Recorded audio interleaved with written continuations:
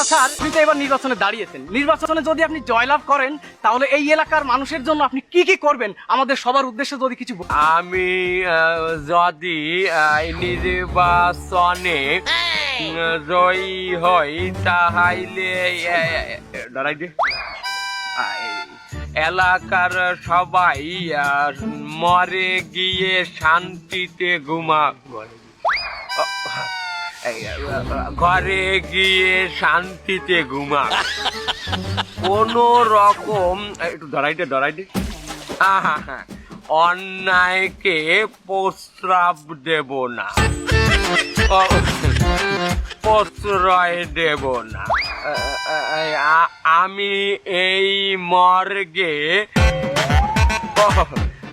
মর্মে প্রতারণা প্রত্যয়ন করিতেছি যে এছাড়া অত্র এলাকার সব ঘর বাড়ির ডিজাইন আমার মুখস্থ। এই কথাটা লেখছে কিনা? ও লিখছে স্যার, আমি লিখছি। আপনি এক সময় চোর ছিলেন না? মাইকের সামনে যাইয়ে কর। আচ্ছা স্যার, আপনার ওই রিডিং পড়া দেখে আমার মনে একটি প্রশ্ন জেগেছে। আপনি পড়াশোনা করছেন কোন পর্যন্ত? দুবার পর্যন্ত। স্যার বিষয়টা একটু খুলে বলেন। বিষয়টা আমি বলতেছি। স্যার যখন ছোটবেলায় সকালবেলায় স্কুলে যায় তখন ওই হেডমাস্টার স্যারের মোবাইলটা ছিল টেবিলের উপরে। কিছুক্ষণ পরে মোবাইলটা চুরি হয়ে যায়।